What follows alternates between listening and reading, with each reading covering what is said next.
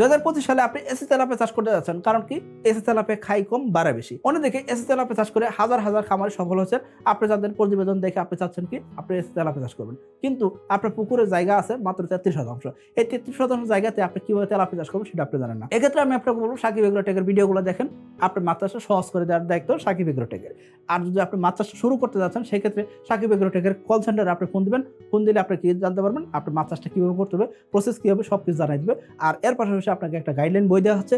আর অবশ্যই আপনার প্রতি 10 দিন অন্তর অন্তর মাছ চাষকালীন আপনি ফোন পাবেন। এতে করে কি হবে, আপনার মাছ চাষ সহজ হয়ে যাবে। আপনি কি করবেন, আগামী 10 দিন কি করবেন সেসব সম্পর্কে কিন্তু আপনি জানতে পারতেছেন। এখন এই 33% জায়গাতে আপনি কতগুলো মাছ ছাড়তে পারবেন? 33% জায়গাতে আপনি 8000 মাছ ছাড়তে পারবেন। 8000 মাছ চাষের জন্য আপনাকে অবশ্যই 10,000 মাছ নিয়ে নার্সারি করতে হবে। নার্সারি করে আপনি কি করবেন, 2000 মাছ বাদ দিবেন, বাদ দিয়ে 8000 মাছ আপনি মেইন যে মাছ চাষে দিবেন সেই মাছটা আপনি সিলেক্ট করবেন।